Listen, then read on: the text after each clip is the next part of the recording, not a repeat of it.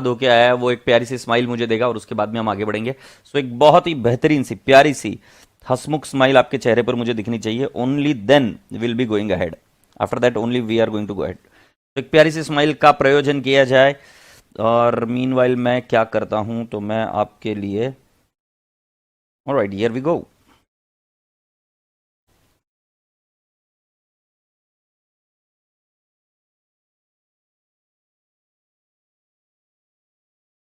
तो सुनिए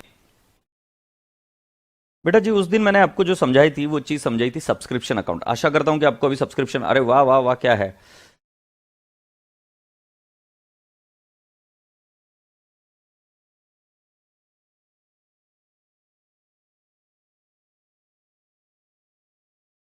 ऑलराइट कशिश जी, चलते हैं अभी शुरुआत करते हैं। So what all I am trying to explain you today is, non profit making organisation में बेटा जी मैंने आपको सब्सक्रिप्शन अकाउंट बताया था, सब्सक्रिप्शन अकाउंट। ओके, तो मैं आप सभी बच्चों से पूछना चाहता हूं कि सब्सक्रिप्शन अकाउंट का वर्किंग किस तरीके से होता है। सो पहले यहां पर टू सब्सक्रिप्शन रिसीवेबल होता है, can I not call it as opening balance.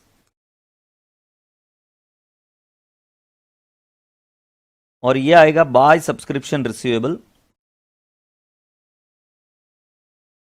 ये क्लोजिंग बैलेंस।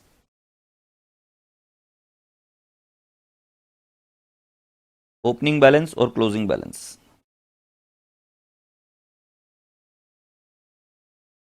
इधर आएगा by subscription received in advance,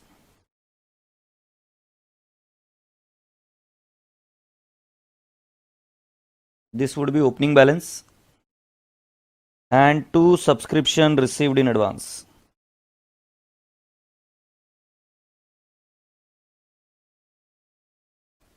closing balance.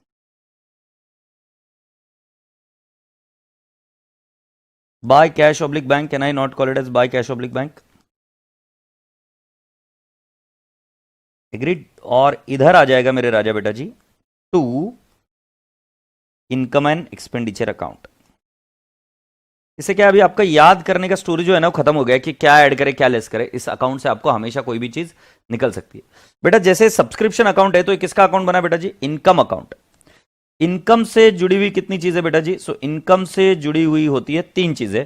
पहला होता है subscription receivable, that is income receivable, और एक इनकम रिसीव्ड इन एडवांस। वैसे ही बेटा जी मैं आपको बताता हूं कि एक्सपेंस अकाउंट भी बनता है। एक्सपेंस अकाउंट कैसे बनता है जरा ध्यान से सुनिए, ये एक्सपेंसेस अकाउंट है। इस एक्सपेंसेस अकाउंट में इससे जुड़े हुए दो चीजें, एक होता है प्रीपेड एक्सपेंस और एक होता है आउटस्टैंडिंग एक्सपेंस। यस और नो। अब मुझे बताओ प्रीपेड एक्सपेंस को कौन सा बैलेंस होता है, आपको आशा होगी, और आउटस्टैंडिंग एक्सपेंस को कौन सा बैलेंस होगा। प्रीपेड एक्सपेंस का ओपनिंग बैलेंस होगा, प्रीपेड एक्सपेंस का क्लोजिंग बैलेंस होगा।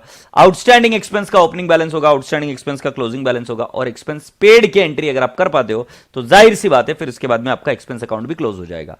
तो मैं आप सभी लोगों से पूछ रहा था कि प्रीपेड एक्सपेंस को कौन सा बैलेंस होता है, तो उसको होता है कौन सा, डेबिट बैलेंस होता है क्या। सो can I not say, I will write down to prepaid expense, can I not write down prepaid expense। ये डेबिट साइड में लिखा, ये कौन सा बैलेंस है, उसको ओपनिंग बैलेंस है। This is opening balance. Agreed. और प्रीपेड एक्सपेंस क्लोजिंग बैलेंस कौन सा साइड में आएगा, क्रेडिट साइड में आएगा। Agreed. So can I not write down by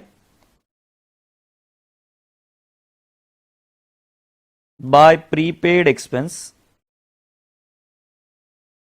this is closing balance. फिर by outstanding expense, this is opening balance. और टू आउटस्टैंडिंग एक्सपेंस,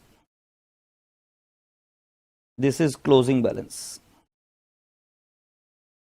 और by cash oblique bank account, और नहीं टू कैश ऑब्लिक बैंक, क्योंकि expense को paid की entry क्या आएगी, expense account debit to cash oblique bank. जैसे सैलरी पेड की एंट्री क्या करेंगे आप, salary account debit to cash oblique bank. Agreed. फिर डेबिट साइड में आ गया to cash oblique bank which ever is paid. और अभी इधर क्या लिखेंगे, by I and E account. विद्या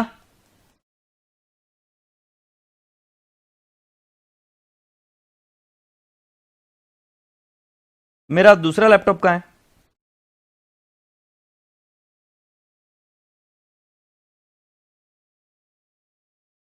दूसरा लैपटॉप दे दो. आई hope you people have understood so far now.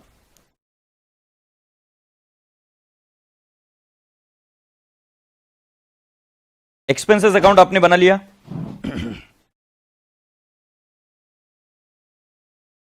अभी मैं आपको एक्सपेंस अकाउंट बताने के बाद में आपको अगली चीज पूछ रहा हूं बेटा. एक्सपेंस के बाद में आपको मैं बता रहा हूं जैसे परचेसेस होता है.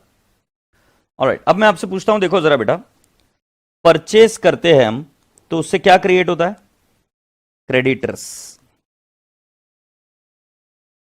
परचेस करते हैं तो उससे क्या क्रिएट होता है? क्रेडिटर्स. बराबर है. क्रेडिटर्स मतलब जिससे हमने उधार में माल बाय किया, तो हम परचेस की एंट्री क्या करते हैं? Purchases account debit to creditors account. Purchases account debit to creditors account. Agreed? अब मैं आपको दूसरी चीज बता रहा हूं. ये purchases account debit to creditors account तो हो गया. अब मैं आपसे दूसरी चीज बता रहा हूं कि बेटा जी जो क्रेडिटर्स है इसका there is no correlation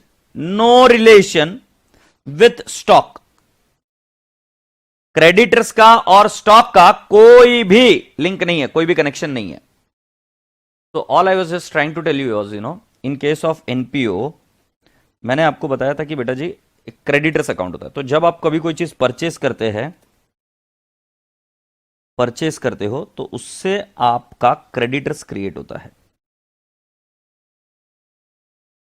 okay, तो उससे आपका क्या क्रिएट होता है? क्रेडिटर्स. बट मैंने आपको कहा क्रेडिटर्स का कोई भी लेना देना नहीं है. No relation with stock. No relation with stock. अब नो रिलेशन विथ स्टॉक का मतलब क्या है? देखो, for example, purchased goods on credit, ठीक है, ₹5 लाख. ये ट्रांजैक्शन समझ में आ रही है? इसमें मैंने एंट्री कर दी purchases to creditors 5 lakh 5 lakh. और फिर मैं कह रहा हूं बेटा जी कि सारा का सारा माल बिक गया, एवरीथिंग इज सोल्ड, सब बिक गया. तो बेटा सब माल बिक गया तो मेरे पास एंट्री आ गई cash oblique bank to sales. Cash oblique bank to sales. मान लो मैंने 5 लाख का माल 7 लाख में बेच दिया. हो सकता है ना ऐसा? तो 7 लाख में बेच दिया पूरा माल, 100% माल बेच दिया. सो मेरा स्टॉक कितना रहा? 0. बट मेरा क्रेडिटर्स कितना है? अभी भी 5 लाख है, क्योंकि बेटा क्रेडिटर्स को मैं तुरंत पेमेंट नहीं कर रहा हूं. क्रेडिटर्स से मैंने पेमेंट टर्म मांग के रखे कि मैं आपको 2 महीने बाद पेमेंट करूंगा. बट डिमांड इतनी थी कि माल बाय किया उधार में और तुरंत हाथों हाथ बिक गया. अब तुरंत बिकने के बाद में राजा बेटा जी आपको बात तो समझ में आ गई कि मेरे पास स्टॉक 0 है, बट क्रेडिटर्स का बैलेंस कितना है? 5 लाख. और दूसरा आपको बता देता हूं कि purchased goods on credit ₹5 lakh. अब बेटा जी अगर आप ध्यान से समझोगे सो मेरे पास एंट्री हो गई purchases to creditors. The amount is 5 lakh 5 lakh. और मैंने क्रेडिटर्स का पेमेंट कर दिया. Creditors to cash oblique bank मैंने पेमेंट कर दिया 5 लाख. बेटा जी माल नहीं बिका, I could not sell, so not sold. I said not sold. So बेटा जी अगर नॉट सोल्ड है तो मेरे पास स्टॉक पूरा बच गया 5 लाख रुपए. बट राजा बेटा जी क्योंकि क्रेडिटर्स का पूरा पेमेंट हो गया, सो क्रेडिटर्स का balance is 0. Creditors balance is how much? 0. I hope you people have understood so far. जल्दी से मुझे बताइए क्या आपके जहन में बात चली गई क्या? So creditors and stock are not related. Stock कितना है और क्रेडिटर्स कितना है तो उसमें कोई ताल्लुकात है क्या? नहीं, उसके अंदर कोई भी ताल्लुकात नहीं है. Both are not related item to each other. Agreed?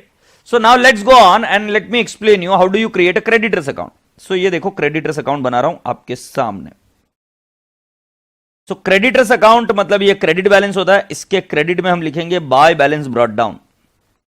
Bye balance brought down, ये क्रेडिटर्स का opening credit balance.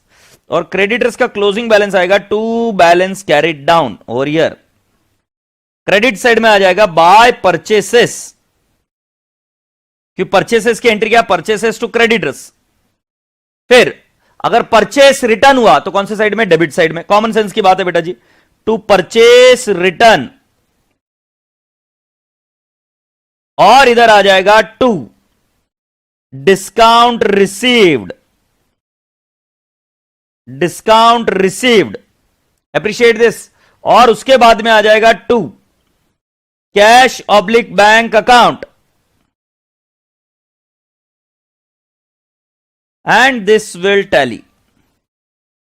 So all I'm just trying to tell you is that we have got opening balance, we have got closing balance, we have got purchases, we have got purchase return, and then we have got discount received, और फिर उसके बाद में payment किया तो to cash oblique bank account. और आप अगर देख पा रहे हो इधर, तो आपको एक चीज समझ में आ गई बेटा जी कि क्रेडिटर्स अकाउंट में स्टॉक का कोई भी रोल नहीं है, राइट.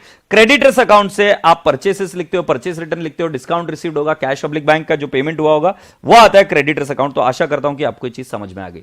मैंने आपको ये समझाया इधर कि क्रेडिटर्स और स्टॉक के बीच में कोई भी लेना देना नहीं है. क्रेडिटर्स अलग आइटम है और स्टॉक अलग आइटम है. एग्रीड.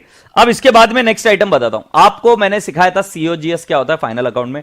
सीओजीएस का फॉर्मूला ये हमने इसके अंदर देखा था मैन्युफैक्चरिंग अकाउंट में. तो फॉर्मूला था ओपनिंग स्टॉक प्लस परचेसेस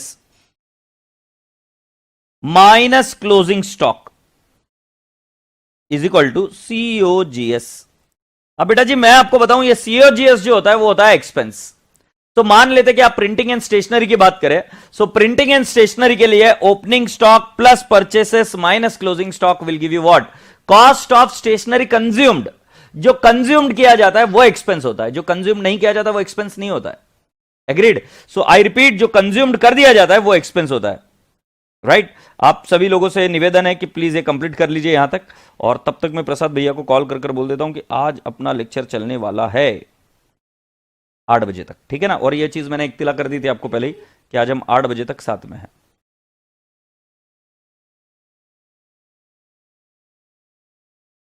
हाँ हाँ प्रसाद भाई, आज मेरा लेक्चर 8 बजे तक है, फाउंडेशन फास्ट ट्रैक, है ना. yes.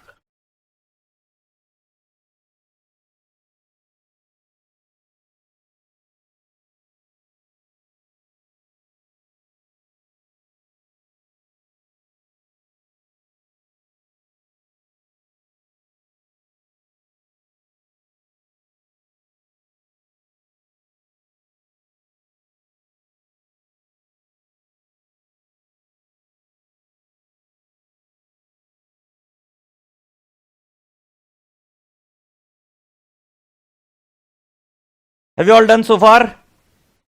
क्या क्रेडिटर्स अकाउंट क्लोज हुआ आपका अभी? जल्दी से मुझे बताओ.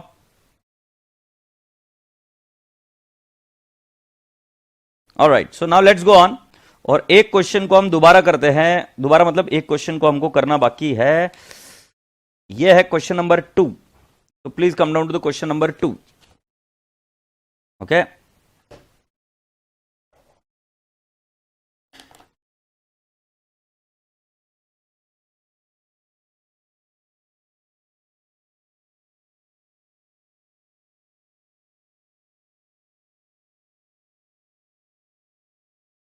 Let's go on and let's solve this question. The following information of Messrs TT Club are related for the year ended 31st March 2018, and all they have given you is stock of sports material. बेटा stock of sports material के लिए पहले लिख दीजिए कि ये वाली जो चीज है वो क्या है. Whether this stock of sports material is related to creditors, answer पहले लिख दीजिए. No, it is not related to creditors. Not related to creditors. What did we write down? Not related to creditors. Right? इससे हम consumption निकालते हैं. Amount due for sports material, मतलब ये outstanding for sports material, और can I not say it is creditors for sports material. ये creditors है. Amounts due मतलब ये अमाउंट पेमेंट करना बाकी है, creditors for sports material. Then you have got subscription due. This is nothing but subscription receivable. And subscription received in advance, this is nothing but, my dear friend, subscription received in advance. Now what is the question they are asking you? Subscription received during the year, इसके एंट्री आएगी बेटा जी cash oblique bank to subscription. Cash oblique bank to subscription. Payment for sports material during the year. What they are actually saying is कि जो creditors है हमारे sports material के, क्योंकि आपके पास ओपनिंग बैलेंस भी है और क्लोजिंग बैलेंस भी है. सो स्पोर्ट्स मटेरियल के लिए जो पेमेंट हुआ है उसकी एंट्री आएगी creditors for sports material. Sports material to cash oblique bank account, you are required to calculate the amount of subscription and sports material that will appear in the income and expenditure account for the year ended 31st March 18 and also show how this item will appear in the balance sheet as on 31st March 18. So पहला मुझे आपसे काम करना है कि हमें subscription account बनाना है, right? पहला काम क्या करेंगे? सब्सक्रिप्शन अकाउंट बनाएंगे. सब्सक्रिप्शन अकाउंट मैंने आपको होमवर्क भी दिया था, राइट? आशा करता हूं कि आप करके आए हो. So any which ways let me do the subscription account for you first. So I will से subscription account. Subscription account. So when I do subscription account, I will write down to subscription receivable. To subscription receivable, I will write down how much? Subscription receivable, I will write down 11,250. And by subscription receivable,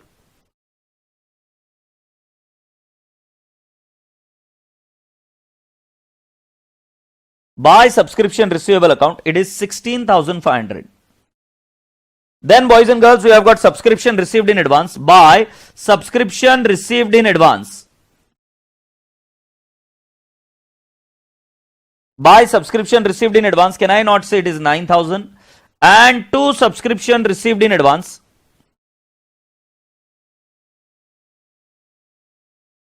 I shall say it is 5250. Then boys and girls, subscription received कितना है? By cash oblique bank account, it will become 3,75,000. So बेटा आप मुझे बताओ कि कितना जाएगा IND account में. So the balancing figure will go to the IND account. Please solve it and let me know how much it is. 11,250 plus 5250 minus 9,000 minus 3,75,000 minus 16,500. तो कितना आ जाएगा?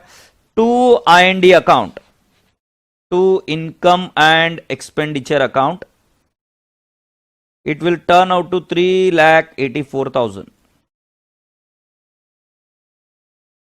3,84,000. Do you all appreciate this?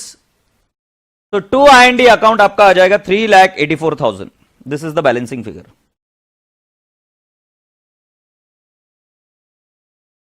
Now boys and girls, I am asking you the now next question. Please tell me कि इसमें से कौन सा item कहां जाएगा? ये जाएगा opening balance sheet asset side, subscription receivable opening balance sheet asset side. And where will this item go? Opening balance sheet liability side. ये आइटम कहां जाएगा? Closing balance sheet liability side. और ये आइटम कहां जाएगा? Subscription receivable closing balance sheet asset side. Right, where will this item go? Income and expenditure जो लिखा IND credit side. And where will this item go? R&P debit side. Yes और no? Please let me know if you have understood this part.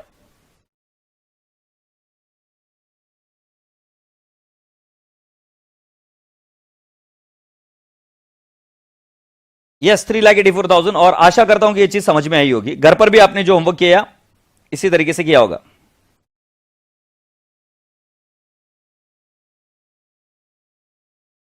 Priyal Jain साहब वो कर देंगे अपन, not a big deal, will do it.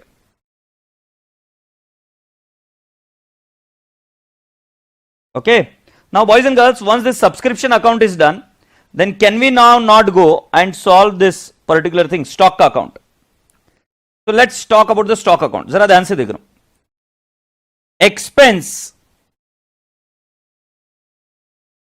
expenses of what? Sports material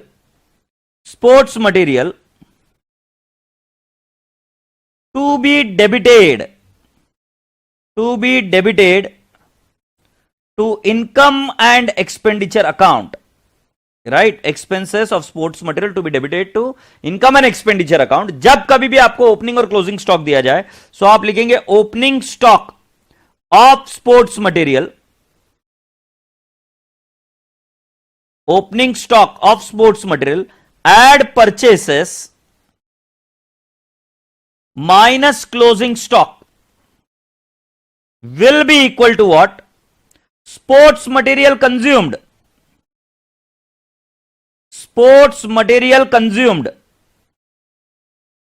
Right? Or sports material consumed will go to where? IND account. Sports material consumed is your expense. Agreed? कभी भी ध्यान में रखना, किसी भी चीज को परचेस कर लो, अगर वो बच जाए तो वो एक्सपेंस थोड़ी ना है. राइट? तो वो एक्सपेंस नहीं होता। एक्सपेंस क्या होता है कि जो चीज कंज्यूम हो जाए उसको हम एक्सपेंस बोलते हैं। तो अगर मैं opening stock of sports material लिखूं, so opening stock of sports material कितना है आपका? Can I not call it as 75,000 plus purchases? I will write down X, I don't know, minus closing, नहीं परचेसेस भी मुझे पता नहीं है, sorry. So I'll write down, I don't know what is the purchases, and I'll write down my closing stock is how much? Closing stock is 97,500.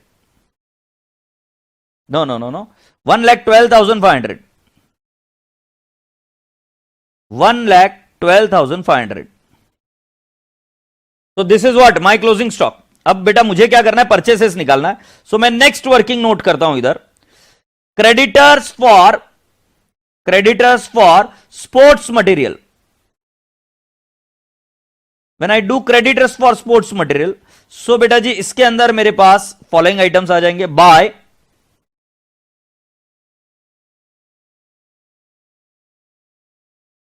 I will write down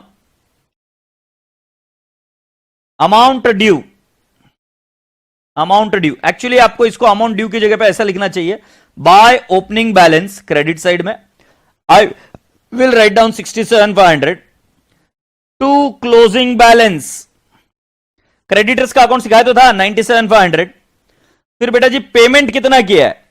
payment last में मिला, payment for sports material during the year 2,25,000। So मैंने इसकी entry कराई थी creditors to cash oblique bank. So can I not say to cash oblique bank account and how much it will B?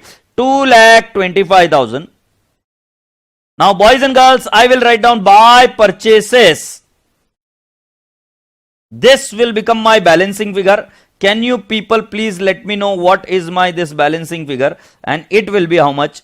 I will say 2,25,000 plus 97,500 minus 67,500. So it will turn out to how much? 2,55,000. Now when I say I have got purchases 2,55,000, ये मैंने purchases लिखा 2,55,000. So I will get, ये purchases यहां से आया बेटा। ध्यान में रखना कंज्यूम्ड और क्रेडिटर्स का कोई संबंध नहीं है। ध्यान रहे क्रेडिटर्स से आप निकालेंगे परचेसेस, परचेसेस को डालेंगे कंज्यूम्ड में, और ओपनिंग और क्लोजिंग स्टॉक भी वहीं पे यूज होता है, और वहां पे आपको स्पोर्ट्स मटेरियल कंज्यूम पता चलेगा। So 75,000 plus 2,55,000 minus 1,12,500 is equal to how much? 2,17,500,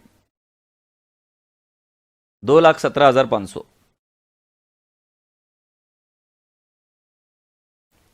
agreed? So 2,17,500 will be this. Now where will this opening creditors go? Opening creditors will go in opening balance sheet. And where will this closing creditors go? It will go in closing balance sheet. Purchases कहां गया? Consumed में गया, जहां पर हम expense निकाल कर बताते कि कितना हमारा expense है. This will go in I&D account debit side. I&D account debit side. Remember this. Where will this cash oblique bank go? It will go in R&P credit side. Agreed? राजा बेटा जी जो कोई भी आपका ओपनिंग स्टॉक ऑफ मटेरियल है ये कहां जाएगा? Opening balance sheet. ये कहां जाएगा? 11 टू 1,12,500, ये it will go in closing balance sheet. बेटा परचेसेस तो already creditors for stock of sports material में गया ऑलरेडी, और यहां पर एक कंज्यूम्ड के बाद में I&D डेबिट साइड में जाना चाहिए। इस तरीके से आपको ये चीजें पता होनी चाहिए। Agreed? So boys and girls, I am requesting you all please be very quick and be very fast, और मुझे बताइए कि कोई क्वेश्चन होगा तो मुझे बताइए। मैं आपके इंतजार में हूं, जल्दी से मुझे बता दीजिए कि क्या ये चीज क्लियर है क्या आपको।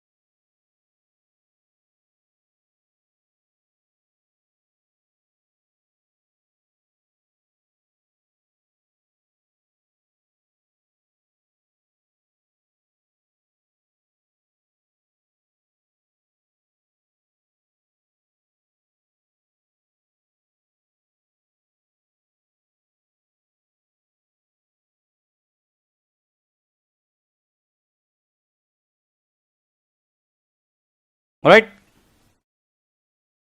सर, एग्जाम में स्टॉक अकाउंट बनाकर भी कर सकते हैं क्या? बेटा जी, स्टॉक अकाउंट नाम का कोई कॉन्सेप्ट नहीं होता है। तुम मुझे बताओ स्टॉक अकाउंट कैसे, कहां से होता है? स्टॉक अकाउंट कभी बनाते हो देखा है क्या आपने?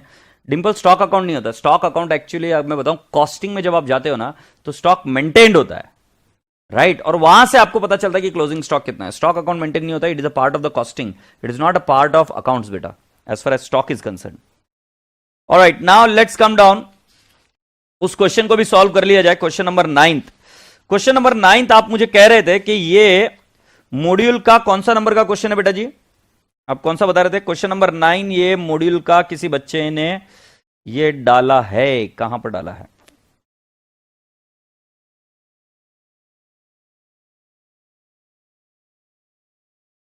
वो मॉड्यूल का फाइनल अकाउंट्स के प्रैक्टिकल क्वेश्चन नंबर 4 है।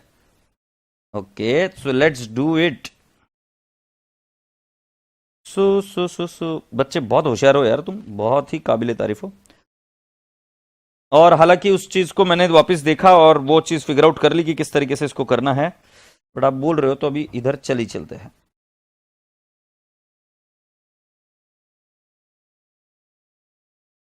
तो जितना मैंने सही से पढ़ा सॉरी, तो उसके अंदर आप बता रहे फाइनल अकाउंट का क्वेश्चन नंबर 4 है। So can I take you to the final account, और इसके अंदर आप बता रहे हो प्रैक्टिकल क्वेश्चन नंबर 4। इलस्ट्रेशन 3 है। Zoom zoom zoom zoom zoom zoom zoom zoom zoom zoom zoom zoom zoom.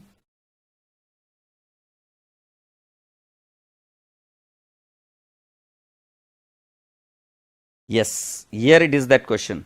ठीक है, so I am reading this question for you all, और फिर हम एग्जाम क्वेश्चंस भी देख लेंगे। So let's do it. Mister Kotriwal, Mr. Kotriwal is engaged in the business of selling magazines. Several of his customers pay money in advance for subscribing his magazines. Information related to 31st March 20 has been given below. 1/4/2019 he had a balance of 2 lakh advance from customer, of which 1,50,000 is related to the year 1920, while remaining pertains to the year 2021. During the year 1920 he made a cash sales of rupees 5 lakh. Now बेटा जी, ये जो है ना, he made a cash sales of rupees 5 lakh, इसकी एकदम normal सी entry कर मुझे बताओ कि क्या एंट्री होगी? What would be the normal सी एंट्री इसका? So can I not say इसकी नॉर्मल सी एंट्री होगी cash oblique bank to sales account, and it is how much? 5 lakh 5 lakh. I hope you people have understood so far. ठीक है, so cash sales की entry हो गई बेटा जी 5 लाख की, cash oblique bank account debit to sales here. Now उन्होंने ये पूछा है, you are required to compute total income for the year 1920, total money receive during the year if the closing balance in advance from customer account is 1,70,000। So let me explain you two primary entries first. Let me explain you two primary entries first. पहली entry, cash oblique bank to sale of magazines, ये बात बिल्कुल सही है। एक entry तो ये होगी cash oblique bank to sales. जो करंट ईयर में जो मैगजीन खरीद के ले जाता है, जो हमारे स्टोर पर आता है मैगजीन खरीद के लेके चला जाता है, तो हम एंट्री क्या बोलते हैं बेटा जी? कि हमें कैश मिली और हम बोलेंगे वो सेल्स हो गया। So cash oblique bank to sales account, this is the simple entry which we are saying. Second entry के बारे में मैं आपको गौर से बताता हूं कि बेटा जी, जब हमें एडवांस में मिलता है तो can I not say cash oblique bank to advance received against magazine, या एडवांस सब्सक्रिप्शन बोल दो for magazine, advance subscription for magazine, subscription for magazine. Agreed? अब जेटा मैं जो बात कर रहा हूं वो जरा ध्यान से सुनना। मान लो मुझे लास्ट ईयर एडवांस मिला 2,50,000। एक इमेजिन करो कि मुझे लास्ट ईयर एडवांस मिला 2,50,000, बरोबर है? बट ये एडवांस मिला तो कभी ना कभी की तो इनकम होगी ना। सो मैं इसको बता रहा हूं कि ये मेरी इनकम है नेक्स्ट ईयर की, जिसमें से 2 लाख रुपीज इनकम है नेक्स्ट ईयर की। So can I not say advance subscription for magazine? मैं इसको बता दूंगा एडवांस सब्सक्रिप्शन फॉर मैगजीन कितना? Let's take an example 2 lakh. 2 can I not say sale, या करंट ईयर का सेल्स माना जाएगा, राइट? करंट ईयर का सेल्स माना जाएगा 2 लाख, क्योंकि करंट ईयर की इनकम है। मिला था 250, बट इसमें से 2 लाख की इनकम हम मान रहे करंट ईयर की। I hope you people have understood so far. तो यदि मैं आपको बताऊं कि मेरे दो अकाउंट बनाऊं, मैं इधर पहले एक सेल्स अकाउंट बना दूं और इधर लिख दूं bye cash oblique bank account. पहली बात तो एकदम तय है कि bye cash oblique bank account जो मैं लिख रहा हूं, ये तो मुझे पैसा मिला इस बार 5 लाख 5 लाख। मुझे नहीं लगता इसमें किसी भी बच्चे को, रसगुल्ले को कोई डाउट होगा। ये 5 लाख के लिए तो वो बिंदास्त होकर चिंता रहित ये मुझे बोलेगा कि हां सर बिल्कुल सही है। और उनका 2 लाख का बैलेंस था advance from customer. So can I not say I will create an account called as advance from customer.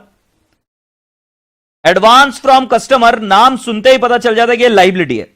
किसी व्यक्ति से भी यदि आप एडवांस लेते हो, राइट, तो वो लाइबिलिटी बन जाता है, बिकॉज आपको उसके लिए सेवाएं देना बाकी है। सो कैन आई नॉट से ये आ जाएगा bye balance brought down 2 lakh rupees.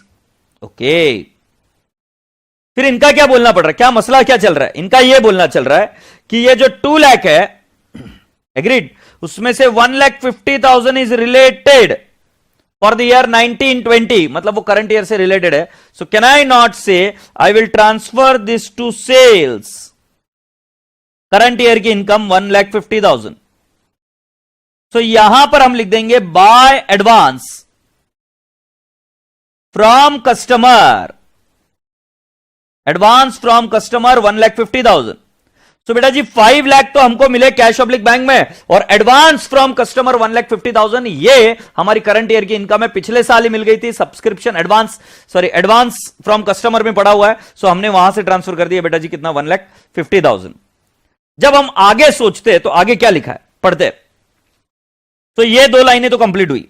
आगे क्या लिखा है, total income for 1920, total money receive during the year if closing balance in advance from customer account is 1,70,000। वापिस बेटा जी क्लोजिंग एडवांस का बैलेंस है, टू बैलेंस कैरिड डाउन 1,70,000 बता रहे। अब बेटा जी पहली लाइन को दोबारा पढ़िए, मैं आपको समझा देता हूं। पहली लाइन को क्या बोला, mister कोत्रीवाल is engaged in the business of selling magazines. Several of his customers pay money in advance. बहुत सारे कस्टमर उनके एडवांस में पैसा भरते हैं। तो बेटा जी पिछले साल जिन लोगों ने भरा था वो अमाउंट थी कितनी जी, 2 लाख, और इस बार जितने लोगों ने भरा है क्लोजिंग बैलेंस है 1,70,000 है। तो जाहिर सी बात है ओपनिंग बैलेंस 2 लाख है, 1,70,000 क्लोजिंग बैलेंस है, और 150 हमने इस साल की इनकम मान ली, सेल्स में ट्रांसफर कर दिया। तो बेटा जी ये कितना रहेगा, by can I not say cash oblique bank. इस बार भी हमको कुछ मिला होगा अमाउंट, तो मैं कहूंगा 2 लाख माइनस 1,50,000 माइनस 1,70,000। सो इस बार कैश कितनी मिली है, 1,20,000।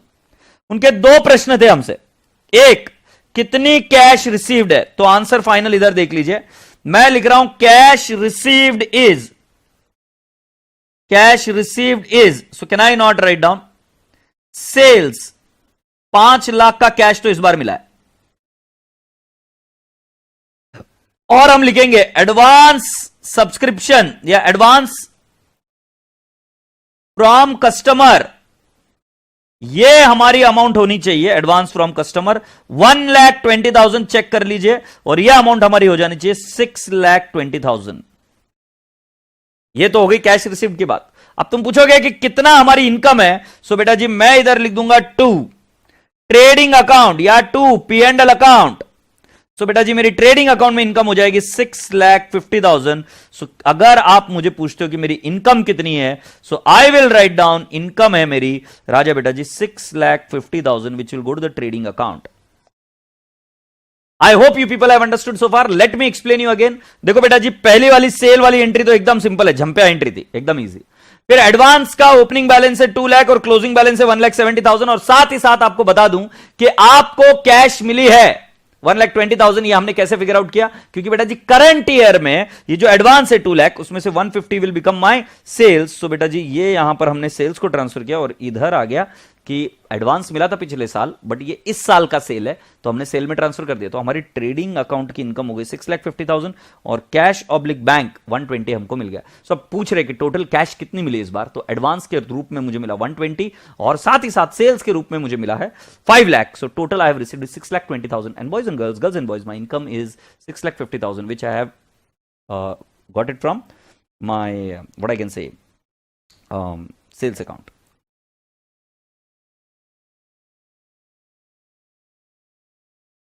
तो जल्दी से मुझे बता दीजिए यदि इसमें आपको कोई आपत्ति है क्या, बट पहले एक बार आंसर तो चेक कर ले भाई, आंसर सही है क्या? ये कौन सा है, क्वेश्चन नंबर 4।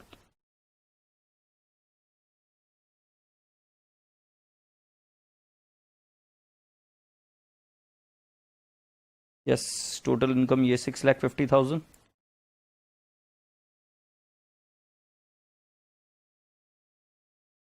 ये इनकम 6,50,000 है, और so total money received is 6,20,000। हमने भी यही बताया था क्या? Yes, that's it. Please check करके मुझे बता दीजिए क्या चीज समझ में आ गई क्या आपको?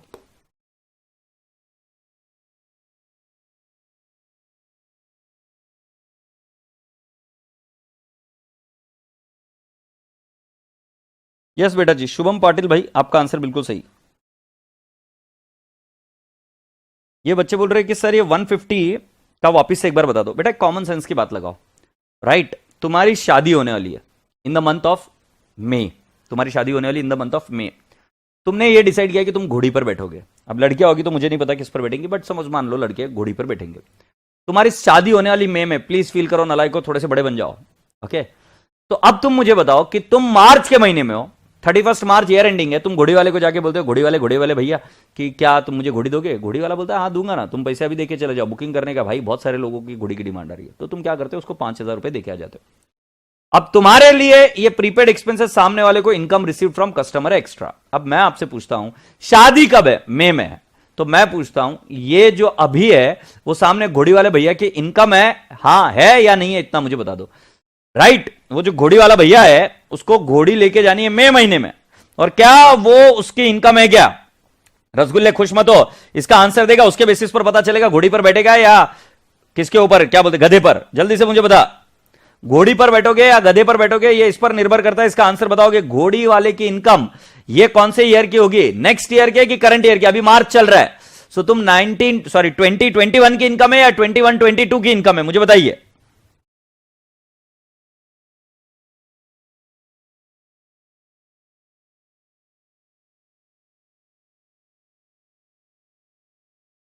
मानव माहेश्वरी में क्या बोलता हूं तेरे को समझ में नहीं आता क्या? तू अपनी धुन में रहता है ना हमेशा। चल रहे तू भाई तू।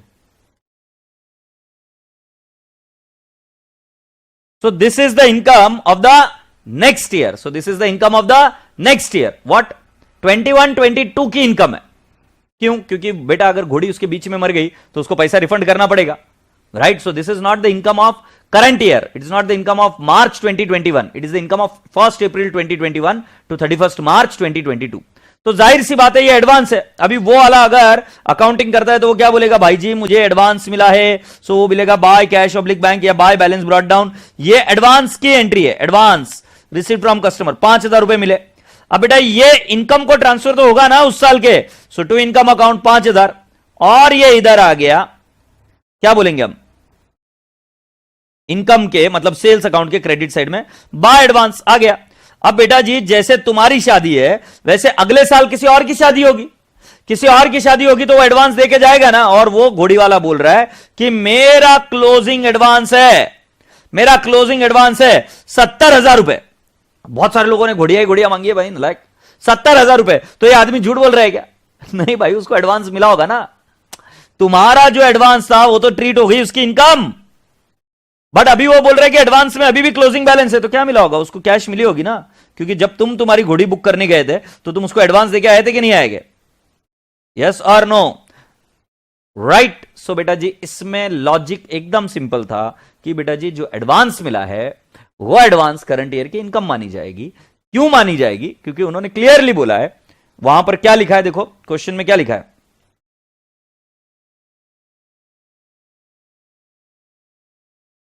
पहले तुमको ये तो मानते हो एडवांस मिला था, अब एडवांस मिलने के बाद में उन्होंने बोला है he had an balance of 2 lakh advance from customer of which 1,50,000 is related to the year 1920। मतलब शुरुआत में जो एडवांस था 2 लाख रुपए का, उसमें से 1,50,000 ये एडवांस करंट ईयर की इनकम में जाने वाला है।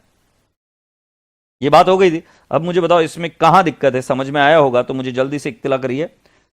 और ये यहां पर वो झूठ नहीं बोल रहे, 1,20,000 उसको इस बार एडवांस मिला है। एग्रीड? चलो मुझे जल्दी से बता दो क्या ये बात समझ में आ गई क्या? और जो बात समझ में आ गई, सो मैं चाहूंगा कि मेरा राजा बेटा अभी क्वेश्चन नंबर 9 वो खुद आप ही कंप्लीट कर मुझे बताए। क्वेश्चन नंबर 9 मैं आपके समक्ष पेश कर रहा हूं।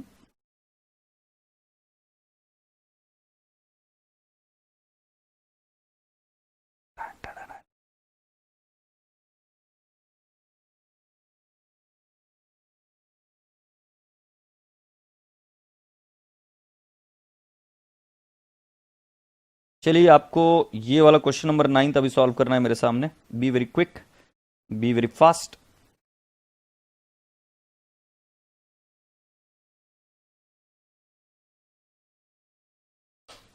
अब सब लोग घोड़ी चढ़ेंगे, देख लो, गधा भी घोड़ी चढ़ने वाला है अभी, देख रहे हो तुम, गधे के भी दिन आते हैं। समझे क्या हो तुम? हमारे बच्चे ऐसे ही थोड़ी ना है। मुझे क्वेश्चन नंबर 9 सॉल्व कर भेजो जल्दी से।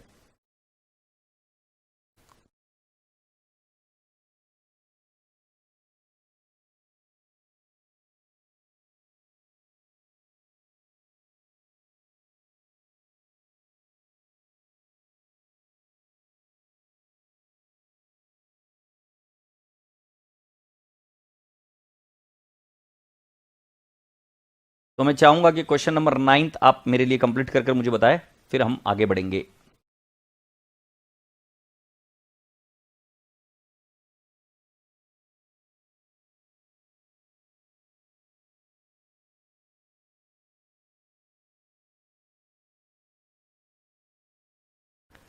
नलाई को यूं ही बड़बड़ करते रहोगे, क्वेश्चन नंबर 9 सॉल्व करोगे, जल्दी से क्वेश्चन नंबर 9 सॉल्व करो और मुझे बताओ।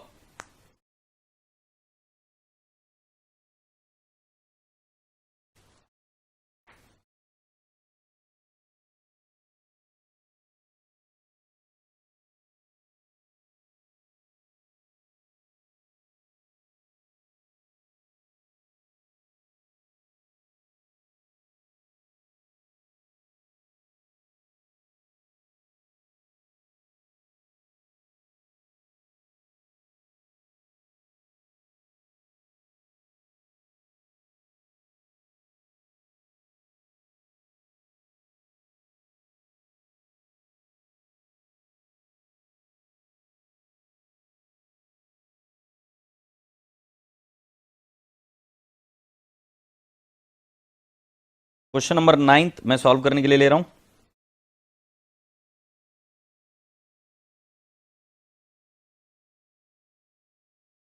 तो क्वेश्चन नंबर 9 में हमें पूछा गया है, I will write down sales account. So by cash oblique bank account, by cash oblique bank, क्योंकि सेल्स की एंट्री क्या, cash oblique bank to sales. So my cash sales is 7,50,000। और दूसरा है, वेरी गुड, ये कौन सा रसगुल्ला है हमारा, सानिका पाटिल ने सॉल्व कर भेजा है। Advance from customer, advance from customer ये लाइबिलिटी है मेरी, तो इसको आएगा क्रेडिट बैलेंस। तो can I not write down by balance brought down? तो by balance brought down it will be 3 lakh. इसके बाद में वो बोल रहे to sales account current year के, ये जाएगा 2,25,000। तो मैं यहां से इसको भेज दूंगा बाय एडवांस फ्रॉम कस्टमर,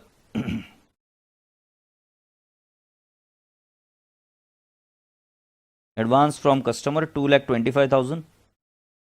फिर उसके बाद में हमें बताया गया कि इसका क्लोजिंग बैलेंस कितना है, तो to balance carried down, my closing balance happens to be how much?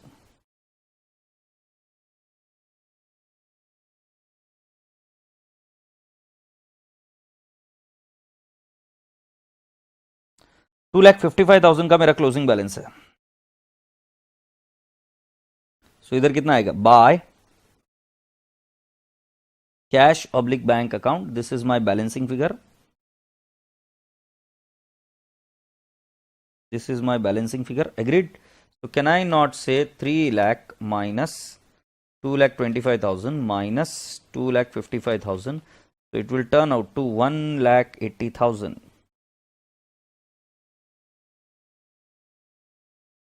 और ये चला जाएगा इधर से to trading account, this is my income, और I will say it is 7,50,000 plus 2,25,000 and it will turn out to 9,75,000। agreed?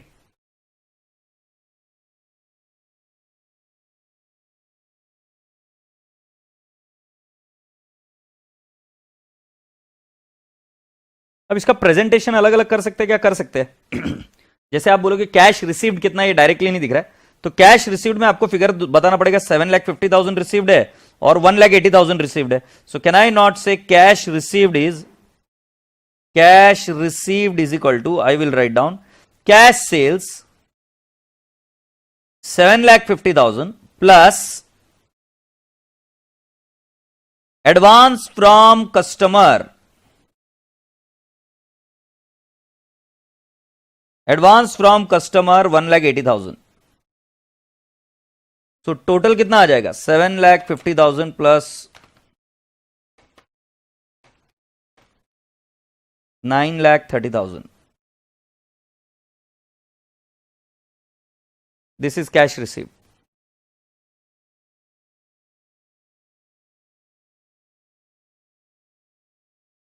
Appreciate this.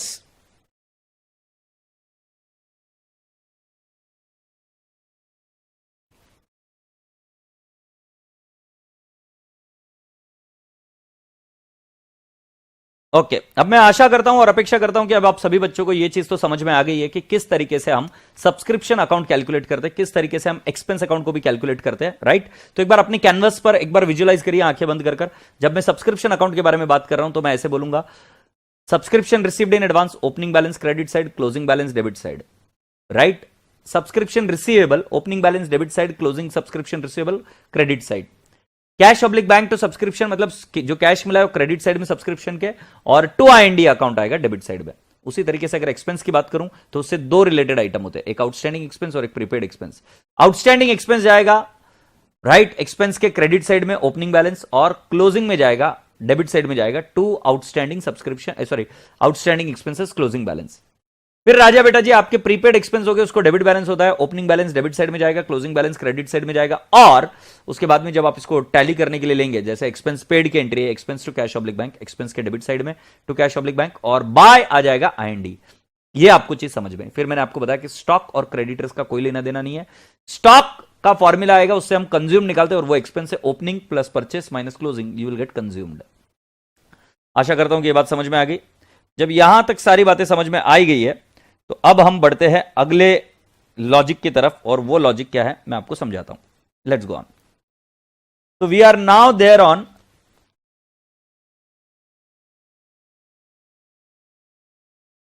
Now we are there on the next special items. Heading लिखिए donation. बेटा अब हम special points discuss कर रहे हैं donation, क्योंकि final account और NPO में क्या फर्क है, right? We need to understand. So donation. So बेटा जी अगर तुम कोई चैरिटेबल संस्थान को देखेंगे तो उसको मिलती है डोनेशन. अभी जैसे हमारी महाशिवरात्रि होकर गई, और महाशिवरात्रि में मैं शंभो भगवान के मंदिर में गया, और शंभो भगवान के मंदिर में गया तो वहां पर मैंने कुछ डोनेशन दी, राइट? अब ये डोनेशन शंभो भगवान की इनकम है, तो शंभो भगवान इसकी एंट्री क्या करता है? Cash oblique bank account debit to donation. और ये डोनेशन कहां चली जाती है बेटा जी? ये डोनेशन चली जाती है donation account debit to I&E account. Donation account debit to I&E account. So let's take an example 5,000 right. Donation 5,000 ये चला गया I&E में. सो पहला तो आपको समझ में आया कि जो डोनेशन होती है वो I&E में जाती है. बट मैं आपको और एक चीज बताता हूं. फिर मैं मेरे स्कूल में भी गया, अरे भाई होनहार छात्र हूं मैं, राइट? बहुत होशियार बंदा हूं मैं. होशियार बंदा हूं मतलब खुद के खुद कैसे बोल रहा हूं, बट ठीक है तो है, बोलना पड़ेगा ना. तो मैं गया मेरे स्कूल में, स्कूल वालों के जो हमारे ट्रस्टीज थे उन्होंने बोला आनंद भाई तुमने तो बहुत अच्छा नाम कर दिया, बड़ा काम कर दिया. मैंने बोला हाँ सर. तो फिर मेरे को बहुत बोला, किया ऐसा वैसा वैसा ऐसा, और फिर मुझे बोले तुम्हें अपने स्कूल के बारे में कुछ करना चाहिए. मैंने बोला हाँ करना चाहिए सर, क्या करूं बताइए आप मुझे. सो मैं बोला मैं आके पढ़ा देता हूं. तो उन्होंने बोला नहीं, पढ़ाने वाले तो शिक्षक बहुत है, राइट? और तुम कैसे थे स्कूल में हमको सब मालूम है, तुम्हारा चेहरा देखकर ही हमको याद आती है सब चीजें. तो स्कूल में पढ़ाने के लिए मत आओ, इतनी मेहरबानी मत करो, बड़े काम करो. हम यहां पर एक लेबोरेटरी बनाने वाले, उस लेबोरेटरी के लिए आप कुछ फंडिंग कर दीजिए. मैंने बोला कितनी? तो बोले 11 लाख रुपए. मैंने बोला हाँ कर सकता हूं, बट मुझे समय चाहिए 11 साल का, क्योंकि 1-1 लाख रुपए कर दे पाऊंगा, है ना? क्योंकि स्कूल के लिए प्यार तो बहुत है. तो उन्होंने बोला क्यों आनंद साहब ऐसे कर रहे हो यार, चिड़चिड़, जल्दी से मुझे बताओ. उन्होंने बहुत इमोशनल किया मुझे, और उन्होंने डोनेशन ली स्पेसिफिक पर्पज के लिए. Specific purpose donation. सो जब स्पेसिफिक पर्पज डोनेशन ली जाती है, सो 11 लाख में लेबोरेटरी तो एकदम से नहीं बन सकती, बट वो पैसा कलेक्ट कर ले लेबोरेटरी के लिए, सो उस केस में entry cash oblique bank to donation नहीं हो सकती। उस केस में एंट्री होती है cash oblique bank to laboratory fund, lab fund. तुम पूछोगे ऐसी एंट्री क्यों होती है? बेटा जी सिंपल सी बात है, ये उस संस्थान के लिए, ये उस ऑर्गेनाइजेशन के लिए क्या है, एक लाइबिलिटी है, क्योंकि उनको ये सारा पैसा खर्च करना पड़ेगा लेबोरेटरी बनाने के लिए। एग्रीड? तो जब गवर्नमेंट पैसा देती है कि ये पैसा गरीबों में जाना चाहिए, तो पैसा गरीबों में ही जाना चाहिए, आप खुद बांट नहीं ले सकते। स्पेसिफिक पर्पज डोनेशन होती है वो। जैसे हम नाम बोल सकते हैं प्राइज फंड, जैसे हम कहते हैं ऑस्कर के पुरस्कार दिए जाते हैं, राइट? तो ऑस्कर के पुरस्कार कैसे दिए जाते हैं? तो बेटा जी किसी व्यक्ति ने एक फंड बनाकर दे दिया था, ऑस्कर फंड, और उसके बाद में उस फंड में से पैसा दिया जा रहा है। तो समझने की कोशिश करो बेटा जी, जब cash oblique bank to laboratory fund account होता है, सो ये जो लेबोरेटरी फंड है, ये जाता है बैलेंस शीट लाइबिलिटी साइड में, इसको डायरेक्टली इनकम नहीं माना जाता। एग्रीड? फिर उसके बाद में क्या होगा कि ये इसी तरीके से फंड वहां पर पड़ा रहेगा। वैसे और एक तरीके के लिए हम यूज कर सकते हैं प्राइज फंड। जैसे फॉर एग्जांपल मैंने पैसा दिया टू प्राइज फंड। अब ये प्राइज फंड कहां जाएगा? प्राइज फंड अकाउंट कहां जाएगा? ये जाएगा बैलेंस शीट लाइबिलिटी साइड में। Agreed? So let's take an example, मैंने 9 लाख रुपए और दिए प्राइजेस देने के लिए बच्चों को। एग्रीड? ऑलराइट सर, हम समझ गए 9 लाख रुपए की एंट्री भी। अब मैं आपको बता रहा हूं इस प्राइज फंड का मकसद क्या होगा कि ये इसमें प्राइजेस देंगे बच्चों को। जो बच्चा अकाउंट्स में फर्स्ट आएगा उसको प्राइज मिलेगा, राइट?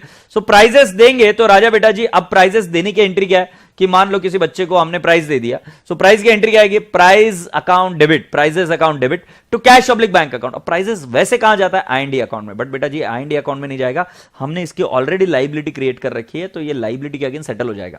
आप विजुअलाइज करो ना, एक लाइबिलिटी है मेरे पास कि भाई 9 लाख रुपए की लाइबिलिटी है। अब जैसे जैसे बच्चे, और ये लाइबिलिटी फिक्स नहीं है, कौन सा बच्चा कैसे कैसे जीतेगा पैसे आगे, उसके हिसाब से हमें पैसे देते जाना पड़ेगा। सो बेटा जी जब हम पे करेंगे तो उसके इसमें एंट्री आएगी prizes account debit to cash oblique bank account, right? ये प्राइजेस दिए। अब वैसे मान लो इस बार मैंने 10,000 के प्राइजेस दिए, वैसे ये 10,000 के प्राइजेस कहां जाने चाहिए? It should go to I and E account, but I and E में डालेंगे नहीं हम इसको डालेंगे प्राइज फंड में, क्योंकि बेटा जी उसके अगेंस्ट लाइबिलिटी है ना। अब सिंपल सी बात है बेटा जी, prizes fund account debit 10,000 to मैं कहूंगा प्राइजेस अकाउंट। पहले मुझे बताओ ये बात समझ में आई क्या नहीं आई? तो पहले मेरे बुक्स में क्या है? लाइबिलिटी है। उस लाइबिलिटी के बाद में मैंने प्राइजेस दिया, प्राइजेस दिए तो लाइबिलिटी के अगेंस्ट में प्राइजेस दे रहा हूं ना भाई, तो वो प्राइज फंड की लाइबिलिटी होगी कम, और मैंने प्राइजेस को कर दिया क्रेडिट। तो मतलब जब कभी भी कोई स्पेसिफिक फंड है और उसके ताल्लुकात में कोई एक्सपेंस हुआ, तो वो एक्सपेंस उस फंड में से लेस होता है, वो एक्सपेंस उस फंड में से लेस होता है। यहां तक बात समझ में आई क्या? और आपने लिख लिया क्या? मुझे जल्दी से बात बताइए।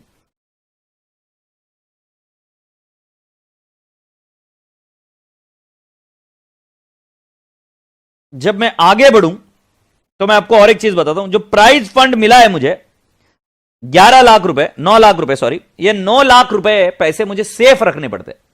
सेफ क्यों रखने पड़ेंगे? क्योंकि बेटा जी कभी भी कोई भी खर्चा आ जाए तो हम खर्चा कर देंगे, फिर आगे प्राइजेस देना होंगे तो पैसे कहां से लाएंगे?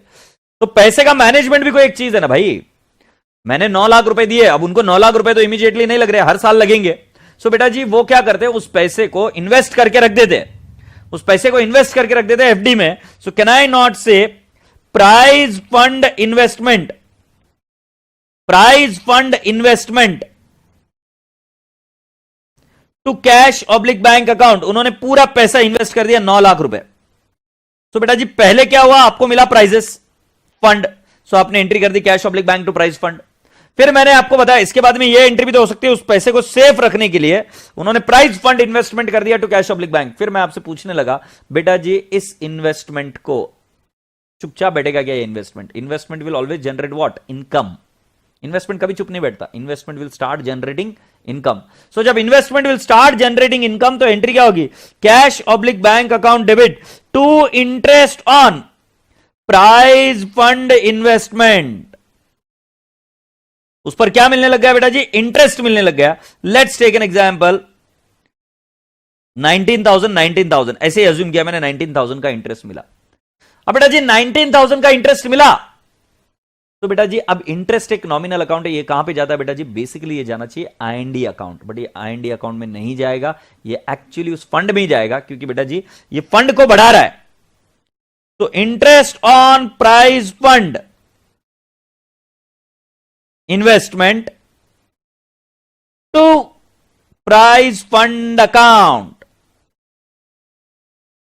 19,000। मैंने जो समझाने की कोशिश की उसको एक और बार समझाता हूं और फिर आपको क्लियर होती है कि देखिए, सो मान लेते हैं कि गंगा को क्लीन करना है, गंगा को क्लीन करना है। अब गंगा को जब क्लीन करना है, सो गवर्नमेंट ने पैसा दिया, एक मिनिस्ट्री बनाकर सेंट्रल गवर्नमेंट ने गंगा क्लीनिंग के लिए पैसा दिया, मान लेते हैं 5 करोड़ रुपए।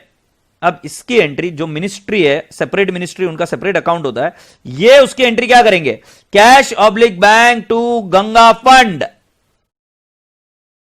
बेटा 5 करोड़ एक दिन में खर्चा हो जाएगा क्या? नहीं। तो ये पैसा वो रखेंगे उनके बैंक अकाउंट में।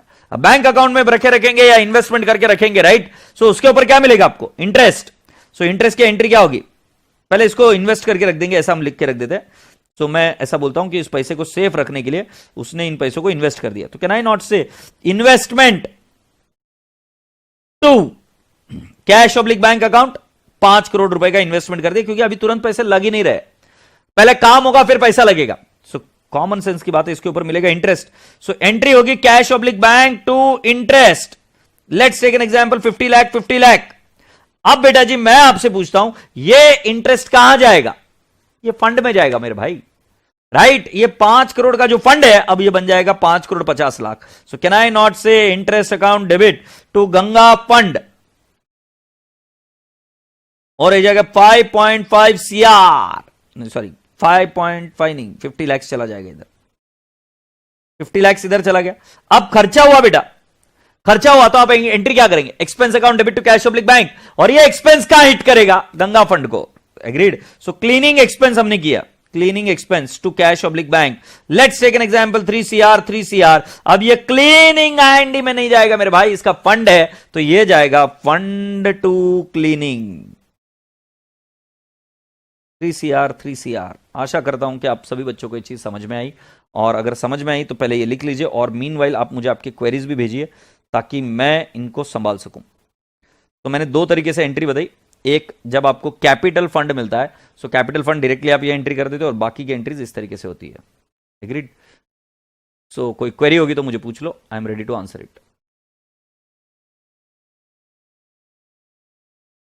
राशि जैन, तुमने बराबर बोला कि सर इन्वेस्टमेंट 8,90,000 की होनी चाहिए, बट बेटा जी मैं सिर्फ आपको एग्जाम्पल दे रहा था। निशिर अरोरा ने बिल्कुल सही जवाब बताया, मैं एक एग्जाम्पल दे रहा हूं कि अलग अलग एंट्रीज कैसे होगी। तुम अमाउंट पर फोकस मत करो, और प्लीज ये देखते रहो कि cash oblique bank to prize fund, ये बैलेंस शीट लाइबिलिटी साइड में जाता है फंड। फिर उसके बाद में मैंने बोला प्राइजेस दिए, सो कभी भी P&L अकाउंट में या आईएनडी अकाउंट में नहीं जाएंगे, वो क्या होंगे? फंड में से लेस, जो आप फंड बनाते हो उसी फंड में से उसको करते हो लेस। फिर मैंने बताया भाई जी कि जब आप प्राइजेस देते हो तो prizes to cash oblique bank, फिर फंड टू प्राइजेस, और फिर बेटा जी अगर इन्वेस्टमेंट किया तो क्या होगा? Prize fund investment to cash oblique bank, और उस पर मिलता है इंटरेस्ट, तो आप एंट्री क्या करते हो? Cash oblique bank account debit to interest, और ये इंटरेस्ट क्या हो जाता है बेटा जी? Again it goes interest into the fund account. Agreed? इस तरीके से मैंने बताया। तो आपका लिख कर हो गया होगा तो मुझे बता दीजिए, फिर हम आगे बढ़ेंगे।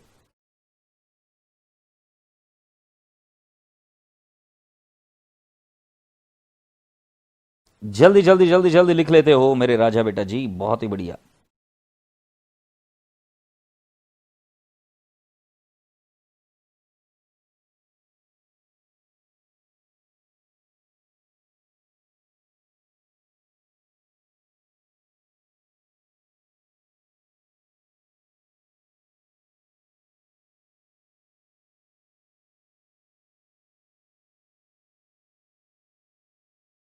Right. Have you all done? Let's go on. So I am now requesting you all to go ahead with this concept. What are we doing? Are we ready? Are you focusing on it now? Let's see. मैं आपको बता रहा हूं कि बेटा जी आपको trial balance में following items मिलेंगे। पहला, फॉर एग्जांपल प्राइज फंड, तो ये जाएगा बैलेंस शीट लाइबिलिटी साइड में। आपको मिलेंगे प्राइजेस, सो ये जाएगा लेस फ्रॉम प्राइज फंड। आपको कोई बोलेगा prize fund investment, prize fund investment ये जाएगा बैलेंस शीट असेट साइड में। अगर कोई आपको ये बोलेगा interest on prize fund investment, so interest is my dear friend income, so इसको हम लिखेंगे add in prize fund, add in prize fund, add in prize fund. आशा करता हूं कि यहां तक आपको चीज समझ में आई। Add in prize fund,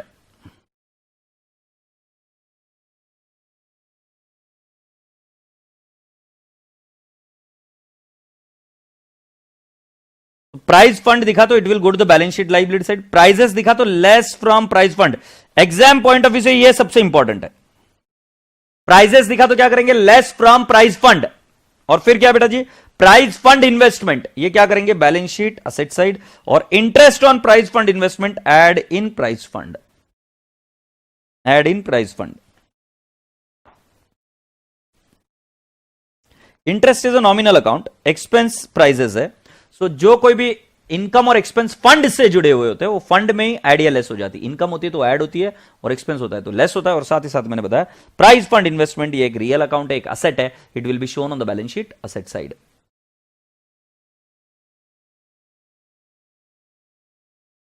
I hope you people have understood so far. So now let's write down the next item, which is called as entrance fees.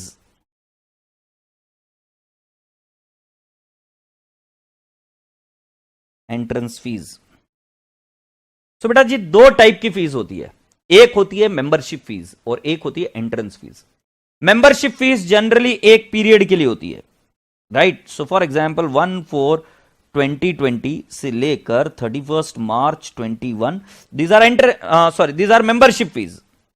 Membership fees उसी साल में चला जाता है, मेंबरशिप फीस। एंट्रेंस फीस कैसे होता है कि फॉर एग्जांपल आप किसी क्लब में एंट्री कर रहे हो तो आपको यहां पर भरना पड़ता है एंट्रेंस फीस। ये एंट्रेंस फीस के अलावा आपको मेंबरशिप फीस भी भरनी पड़ती है, बट ये एंट्रेंस फीस उस क्लब के डेवलपमेंट वगैरह वगैरह के लिए और कुछ उनके फ्यूचर प्लान्स होंगे उसके लिए। सो ये जो एंट्रेंस फीस है ये उसकी पूरी मेंबरशिप तक चलती है। तो एंट्रेंस फीस ये किसी एक साल की इनकम नहीं मानी जाती, एंट्रेंस फीस किसी एक साल की इनकम नहीं मानी जाती। Entrance fees can be treated as an income of right 15 years 20 years what ever. So बेटा जी क्या मैं आपको बता सकता हूं, एंट्रेंस फीस एक बार भरने के बाद में मान लो उसको एंट्रेंस फीस के बेसिस पर मिल रहा है 10 ईयर्स की एंट्रेंस, साथ ही साथ उसको हर साल क्या भरना है, मेंबरशिप फीस तो भरना ही है। क्लब महिंद्रा में जब तुम ज्वाइन होते हो, मुझे नहीं पता तुम ज्वाइन हुए हो या तुमने सुना है नहीं सुना है, तो क्लब महिंद्रा में जब तुम ज्वाइन होते हो तो तुमको एक चीज भरनी पड़ती है, उसको हम कहते हैं एंट्रेंस फीस। शुरुआत में एक पैसा बताया जाता है, इतनी एक रकम दीजिए, और हर साल आपको उसके मेंटेनेंस के पैसे देने पड़ते हैं। सो बेटा जी मैं आपको जो समझाने की कोशिश कर रहा हूं, एक होता है मेंबरशिप फीस जिसको हम सब्सक्रिप्शन बोलते हैं, ये डायरेक्टली जाता है आईएनडी, बट जो एंट्रेंस फीस होती है किसी एक साल की इनकम ना होने की वजह से ये धीरे धीरे आईएनडी में जाएगी, डिपेंडिंग अपॉन कि मैनेजमेंट ने क्या प्लान कर एंट्रेंस फीस ली है, राइट। अभी एंट्रेंस फीस लेते वक्त उनका प्लान होगा ना कि भाई एंट्रेंस फीस कितनी हम हर साल के लिए यूज करेंगे। तो अगर मान लेते हैं कि एंट्रेंस फीस के बारे में मैं आपको सिंपल बता देता हूं, रीड दी एंट्रेंस फीस। मान लेते हैं, मैं आपको एक एग्जांपल देता हूं, cash oblique bank to entrance fees, ये आपको अमाउंट मिली 5 लाख रुपए, ये मिल गई। अब आप क्वेश्चन को पढ़िए, आप आपका दिमाग मत लगाइए क्योंकि इसमें दिमाग लगा ही नहीं सकते, ये कॉन्ट्रैक्ट है कि भाई क्या कॉन्ट्रैक्ट के बेसिस पर हम कैसे यूज करने वाले इस पैसे को। तो इस कॉन्ट्रैक्ट में ऐसा लिखा हुआ था कि ये पैसे यूज करने वाले हम इन 2 ईयर्स। 2 ईयर्स मतलब आधा पैसा अभी ट्रांसफर कर देंगे हम आईएनडी को और आधा पैसा ट्रांसफर करेंगे अगले साल। सो जाहिर सी बात है बेटा जी एंट्रेंस फीस, एक काम करता हूं मैं पूरा आधा पैसा नहीं मान के चलता हूं, मैं बोलता हूं कि 2 लाख रुपए हम ट्रांसफर कर देंगे आईएनडी को इस साल टू आईएनडी। सो अभी भी एंट्रेंस फीस में पैसा कितना दिख रहा है, आपको दिख रहा है अभी भी 3 लाख रुपए बैलेंस दिख रहा है। तो अब जरा ध्यान से देखिए, आईएनडी अकाउंट में आप लिखोगे बाय एंट्रेंस फीस और ये आ जाएगा 2 लाख, और साथ ही साथ आप एक और फिगर लिखेंगे बैलेंस शीट में, और बैलेंस शीट के आप लायबिलिटी साइड में लिखोगे entrance fees and it will be 3 lakh. आशा करता हूं, अपेक्षा करता हूं कि आप सभी बच्चों को ये बात समझ में आई होगी बहुत अच्छी तरीके से। तो एंट्रेंस फीस के बारे में मैंने जो आपको विस्तार से समझाया, उस केस में मैंने ऐसे समझाया, entrance fees is treated as what, income, sorry entrance fees is received, और फिर उसको कितना ट्रांसफर करना है ये डिपेंड करता है बाय द मैनेजमेंट। तो मैनेजमेंट ने बोला कि भाई इस बार हम इसको इनकम मानेंगे to the extent of 2 lakh. So I and E में ट्रांसफर हो गया 2 लाख, और बेटा जी बचा हुआ जो अमाउंट है वो दिखेगा बैलेंस शीट लायबिलिटी साइड, वो अगले साल ट्रांसफर होगा। एग्रीड। सो मुझे बता दीजिए कि आपको एंट्रेंस फीस भी समझ में आ गया है कि नहीं आया।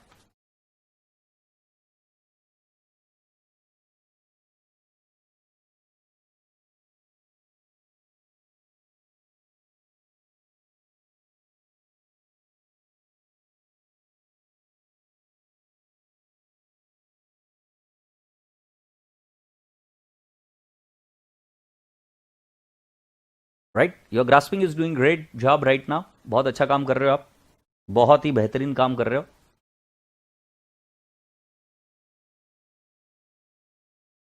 अब मैं आपको अगली चीज बता देता हूं, एंट्रेंस फीस के बाद में मैं आपको अगली चीज बताऊंगा, और ये चीज है क्या, can we not call it as, इसको हम बोलेंगे लाइफ मेंबरशिप फीस।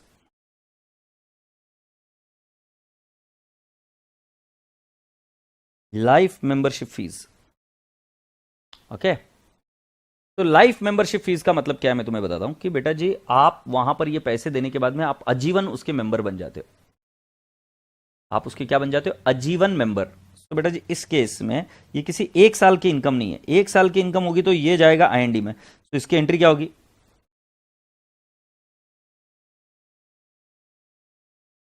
यार ये पेन अच्छे से चल रहा था अभी इसको क्या हो गया यार,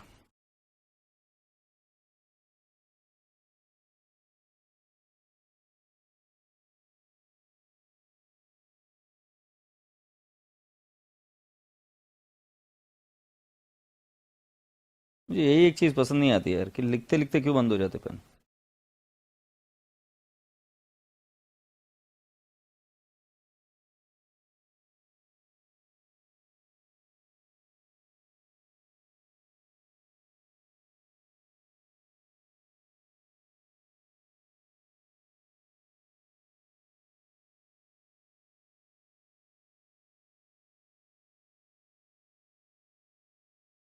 cash oblique bank to life membership fees,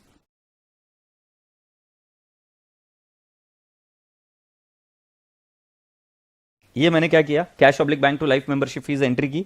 ये यहां पर आप जब देख रहे हो तो ये किसी एक साल की इनकम नहीं है, it will belong to many years. तो बेटा जी ये फिगर कहां पर जाएगा, it will go to the balance sheet liability side life membership fees. अब अगर मान लो मैनेजमेंट या ट्रस्टीज ये बोलते हैं कि इसमें से एक एक साल जैसे जैसे बीतेगा हम इसको इनकम में ट्रांसफर करते रहेंगे, तो क्या करोगे, life membership fees to I and E account, छोटा छोटा जैसे डेप्रिसिएशन हम पीएनएल अकाउंट में ट्रांसफर करते हैं, वैसे इस बार इनकम धीरे धीरे ट्रांसफर करेंगे over the life of the life of, और जैसे हम लाइफ अज्यूम कर चलते हैं उस लाइफ पर हम धीरे धीरे इसको कहां पे ट्रांसफर करेंगे, इनकम अकाउंट में। आशा करता हूं कि आपको यह चीज भी समझ में आई, राइट। अब बेटा जी इसके अंदर सिर्फ इतना ध्यान में रखना कि life membership fees will go to sorry balance sheet liability side, and from there in you can transfer it to the what, balance sheet, sorry you can transfer it to the P and L account. Agreed, you can transfer it to what, I and E account P and L account. Life membership fees तो पहली entry cash oblique bank to life membership fees, और balance sheet का life membership fees इधर दिख गया, ठीक है। अब नेक्स्ट आइटम है जिसका नाम है लीगसी, नेक्स्ट आइटम है जिसका नाम है legacy. You will be asking me what is legacy. तो लीगसी क्या होता है, जैसे तुम बड़े होने के बाद में बहुत पैसा कमा लोगे और क्या करोगे उस पैसे का, एग्रीड, क्या करोगे उस पैसे का मुझे सोच के बताओ, एक just give me a while, phone आ रहा है अर्जेंट है, तो मुझे लीगसी के बारे में क्या करोगे मुझे जल्दी से बताओ। तो जब तुम मर जाओगे तो तुम इन्वेस्टमेंट कुछ नहीं करोगे, तुम सारा पैसा वाइफ को दे देंगे, वाइफ का खर्चा। Very good. सो मैं आपको ये बता रहा हूं कि जो आप जब मर जाओगे तो ये सारा पैसा आप क्या करते हो, किसी एक संस्थान को देके चले जाते हो डोनेशन में, कि भाई जी तुम मेरे बाद में गरीब लोगों का ध्यान रखो। ऐसे कौन कौन करते हैं, वॉरेन बफेट करेंगे, बिल गेट्स करेंगे, राइट, और शायद आप भी करेंगे, राइट। तो जैसे अभी मैं बात करूंगा कि हमारे ये थे राजेश खन्ना साहब, राजेश खन्ना साहब की डेथ हुई, तो राजेश खन्ना साहब की जब डेथ हुई तो राजेश खन्ना जी ने क्या किया? राजेश खन्ना जी ने क्या किया? वो तो चले गए, राइट? तो राजेश खन्ना जी ने अपनी सारी वेल्थ किसी एक म्यूजियम के लिए दे दी। अब वो म्यूजियम नॉन चैरिटेबल ट्रस्ट है, उनका घर वगैरह, तो वहां पर उनका म्यूजियम बना हुआ है, तो उनकी जितनी भी वेल्थ है वो एज ए लीगसी चली गई। सो लीगसी होती है बेटा जी, it is just like a capital. तो बेटा जी एंट्री होगी cash oblique bank to legacy, और ये लीगसी कहां जाके बैठेगा? बैलेंस शीट लाइबिलिटी साइड में। बट बेटा जी इससे एक म्यूजियम एस्टैब्लिश हुआ, ये उसका कैपिटल बना, इसलिए लीगसी कहां गया? ये लाइबिलिटी बोर्ड का ट्रीट हुआ। तो जब amount is bigger, amount is large, तब ये काम होता है। बट बेटा जी कई बार ऐसा होगा कि कोई एक छोटा मोटा आदमी होगा, उसका पैसा है और वो उसने दान कर दिया कि हाँ भाई ये हम पूरे गवर्नमेंट को पैसा दे रहे हैं, तो किसी एक स्पेसिफिक पर्पज से नहीं दिया गया, बट उसका लीगसी, मतलब मरने उपरांत जो पैसा दिया जाता है उसको लीगसी बोलते हैं। सो वो वाला पैसा के भी entry cash oblique bank to legacy होती है। बट ये लीगसी जाता है बेटा जी I&E क्रेडिट साइड में, it will go to I&E credit side. So all I'm just trying to say is all I'm just trying to tell you कि donation की एंट्री होगी cash oblique bank to legacy, और दूसरी वाली entry होगी cash oblique bank to legacy. But amount जब large होगा, जैसे वॉरेन बफेट, जैसे कि बिल गेट, जैसे कि आप लोग, जब आप पैसा डोनेट करेंगे, जो पैसा डोनेट करोगे वो बहुत ज्यादा होगा, बड़ा होगा, राइट? तो मरने के बाद में बोलकर जाओगे कि ये पैसा लगा देना गरीब बच्चों की सेवा में और उसके नाम पर एक स्कूल खोल देना, जितना आपने पैसा कमाया। तो उस केस में बेटा जी cash oblique bank to legacy, because it will be treated like a capital.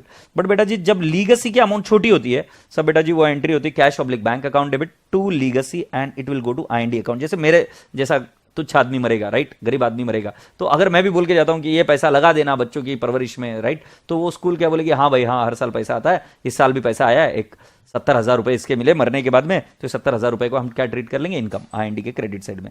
आशा करता हूं कि आप सभी बच्चों को ये बात समझ में आई होगी, राइट? जल्दी से मुझे बताइए, फुर्ती से आप मुझे बताइए, so that we can take it ahead to the next level.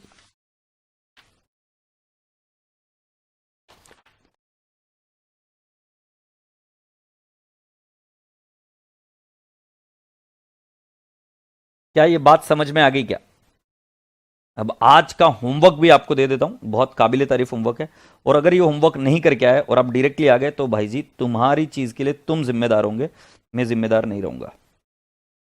तो मेरी बात सुन जरा ध्यान से। आपको एनपीओ के अंदर जो मैंने चीज दी है उसके अंदर